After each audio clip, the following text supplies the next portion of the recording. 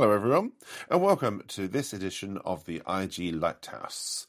This one, a special Halloween special, talking about a scary topic that is not artificial intelligence, or what's the other scary thing in the worlds of information governance, or emails, or badly labeled files, or a really horrible multi-message subject access request, or insert scary complex thing here. And do excuse my cough, it's still playing up. We're not going to be talking about any of those things. However, do let me know what is your scary, if there was going to be one top scary thing in our world of information governance, what would that scary thing be? Whereas in this episode, I want to talk about stakeholder management, because it's something we kind of have to do as information and records managers, excuse me, as data protection officers, etc. We have to do it. And we are either good at it or we are bad at it. Now, I'm going to start by talking about what I mean about stakeholder management. And I kind of interpret it as how to win friends and influence people, how to get what you want. Because just asking doesn't work. Just demanding doesn't work. Just saying, yes, but we must comply with the law, we must comply with FOI or data protection or whatever.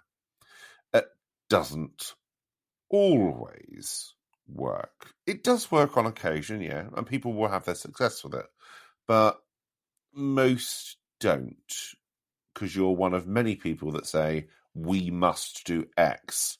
You've joined the long list of different things that an organisation must do. So what makes you so special? I always remember I spoke at an event in London. This would have been 2017, 18. Oh, no, it might have been earlier than that, actually, thinking about it. And I gave a talk about selling the message. Selling the message, getting people's buy-in, that sort of thing.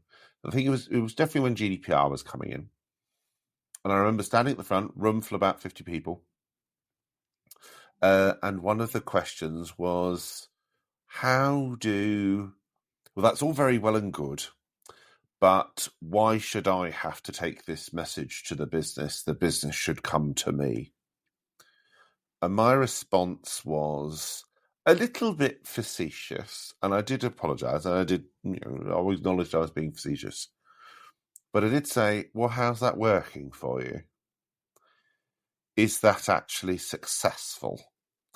And if it isn't successful and it's not working for you, are you not engaging in the definition of madness? Wasn't it?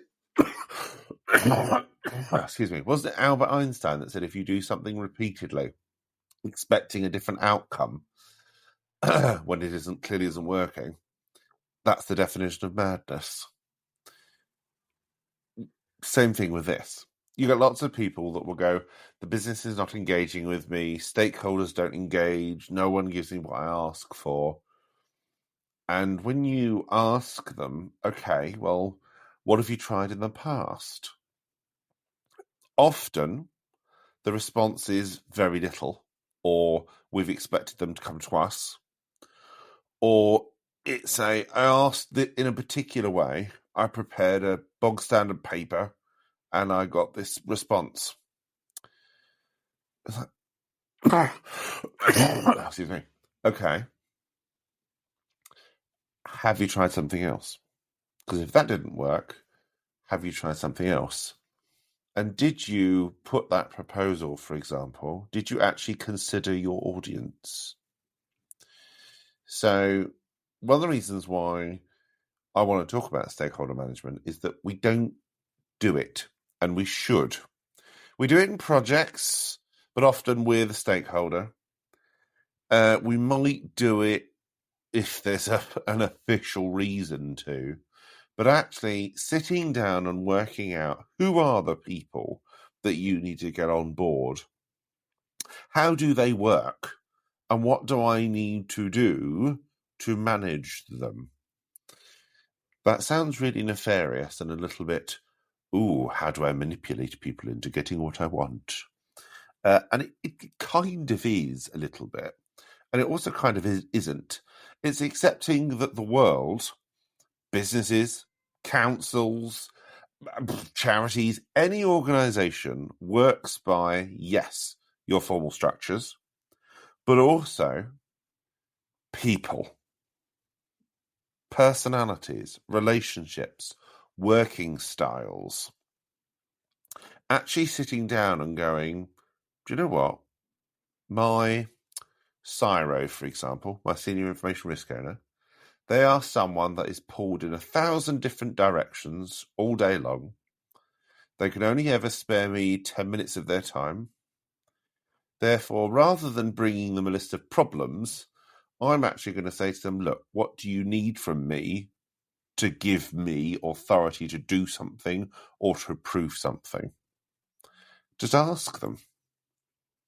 And if they say, I need a no more than a 1-paragraph summary, I need it in this format, sent to me before, like an hour before the meeting at least, and I need it with options because I'm an options person, or I need it visually, or no, I'm a stand up and brief me person, whatever it is, actually working out what it is they need in order for them to give you what you want pays off.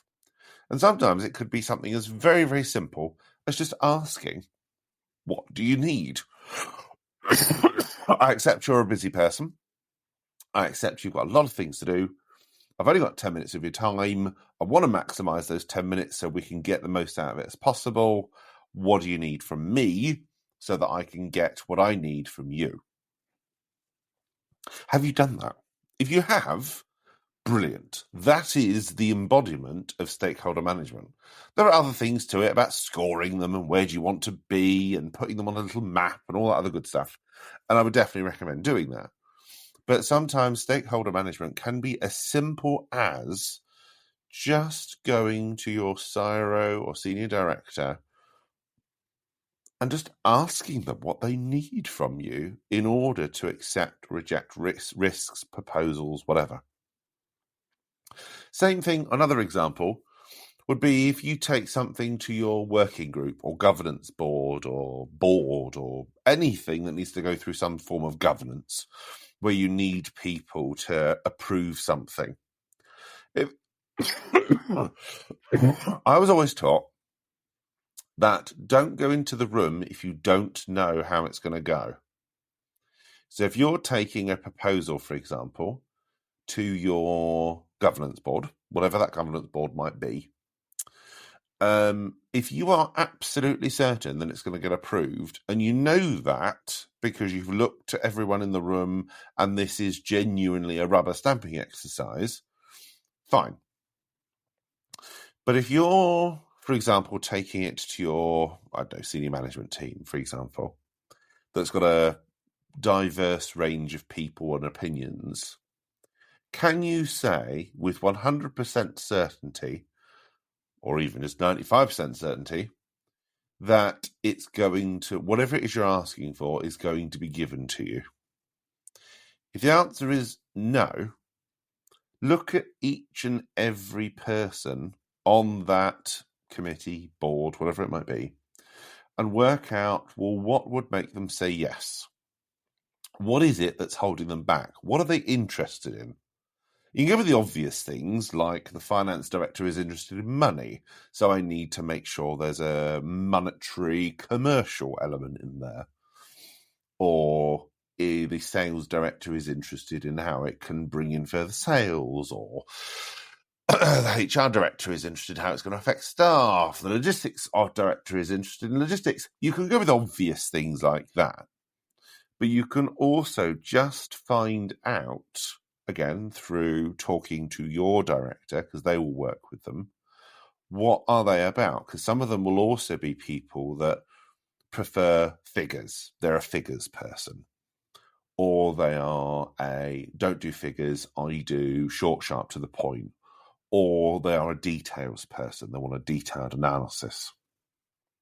There will be things and preferences that they have in order to relate to what it is that you're asking for, to then either understand it and say, yes, I get it. I get what you're asking me for. Don't necessarily know the inner workings of it, because you're the expert and I'm not, but I understand the ask. You're asking me to give you a green light for whatever it might be. Have you done that? What we've done in the past, or what I've done in the past, is if I'm taking something that isn't obviously an easy win, it is something that does require some commitment. That can be money, time, resources, whatever, is literally sit down and list every single member of that governance committee, board, whatever it might be, and just go, right, what are they interested in? What will it take for them to understand what I'm asking for one, and then give me a yes? Obviously, that doesn't include things like how much will it literally cost me to bribe them or anything like that. But if I know this person is a numbers person and I don't give them any numbers to work with, then they're going to struggle. Similarly, if someone is not details oriented, they like big picture, and I go down into the reeds, then I'm going to lose them. It's is there something in my proposal? Is there something in my business case that appeals to the different elements that are on that board? That, to me, is stakeholder management. That is saying these people are stakeholders, they have approvals or powers of approval. I need to understand what they need from me in order to get from them what I need from them. A two-way process. We are a stakeholder to them, they are a stakeholder to us. So have you done that? Have you right now, in your role, what you're doing, have you worked out who are your supporters, the people that you can rely on to say, yes, we are someone that's sold on the message, we're people that are literally support your ideas and will usually, not always, but usually go along with what you ask them. Who are they? Who are the people that are neutral, that are, sometimes they'll go along, sometimes they'll block, they're about 50-50. And who are the ones that get in your way, that stop you from achieving your objectives and achieving your goals and targets? Who are they? And why do they do that? Is it yes, there'll be a personality thing in all of this. That's just life. But have they raised key point? What have they actually said when they've blocked you for something? Have they thrown money at you, or prioritization, or they just haven't got it? They haven't understood what you're asking, therefore they're never going to approve it. What exactly is it they've shot you down on? And what can we do to learn from that and counter it? So if they have shot us down on, it's not worthwhile in terms of return on investment, what can we do to try and bolster that return on investment? If they've said it's not worth it, or there isn't enough people, for example, there's not enough people time to commit to it, what can we do to try and slim that down or find ways around it? Is there anything? If it's a political thing, who can we talk to that is excuse me, enough to make a political swinging? So actually, if you're friends with them, if you convince that person comes with you. That sort of thing. Stakeholder management, yes, is about communication. And if you're running projects, keeping them up to date, keeping them happy, that sort of thing. But it's also about looking at what you need from other people and what they need from you in order for you both to achieve your objectives. And it can, for us as information professionals, be quite scary, because you've got to rock up to people. You've got to put yourself out there. You've got to have a brass neck to ask someone for something and be a little bit cheeky, maybe, in asking for different things. It's very much it's not everyone's cup of tea, and not everyone will be good at it. But it is something we've got to do if we want to achieve our overall strategy and objective for improving data protection, FOI, records management, whatever it might be. We've just got to. Waiting for the business to come to us doesn't work. Waiting for the business to go, oh yes, we must all comply with records management because we must. That's not gonna happen. If the business isn't coming to you, it's not miraculously going to start doing it. That isn't going to happen. Therefore, we've got to try and look at something new. And something new could quite literally be they're not going to come to me, so I'm going to go to them. So who are they, and what do I need to take to them in order for them to do what it is I want them to do? If you've ever read the book, How to Win Friends and Influence People, it is pretty much like that. How do we win friends, and how do we influence people to get the message across, to achieve what we want to do and go where we want to go? It won't work every time. Absolutely not. You'll have setbacks. You'll have people that no matter what you do, they will always be a naysayer. Excuse me, always be a blocker. But can you work your way round that by getting enough allies and options and finding out what people need enough to be able to manage your program? That is a really, really useful skill to have. It's something that takes patience, time, and finesse, but it's something that if you can do right and get right, it will help you out massively in the future. If you haven't looked at any sort of training programs or internal or external courses on stakeholder management, do so. It can be quite formal. So, for example, when you map them out, it can be a bit, this seems a bit clunky, but roll with it. The basic core elements of spotting who your key people are, what they need from you and what you need from them, either as a one-off or an ongoing basis, is the basic elements of how you succeed and get what it is you need to get, even if it is in bits or if it's in bulk. That's how you do it, because that's just how the world works. It's people, it's relationships, it's you scratch my back and I'll scratch yours. That's just how it all works. So while it seems scary, to come back to our original point at the beginning, actually it's not. It's just people. And people aren't that scary. They're quite simple when you boil them down to their core elements. That sounds weird. A Halloween episode talking of boiling people down to their core elements. On that note, I think we'll end it there. Up next, in our next episode, we're going to be looking at change management with our guest speaker. And then that will be it for the program, I believe. We might have another episode. We'll see. Either way, like, comment, and subscribe. It's greatly appreciated. Let us know what your scariest Halloween IG thing is. Could be something simple. Oh no, I've got another subject access request. Oh no, I've got to do a policy review. Right the way through to, oh my God, I've got to troll through 10,000 emails.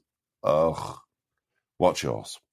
As always, like, comment, subscribe, and thanks again for listening.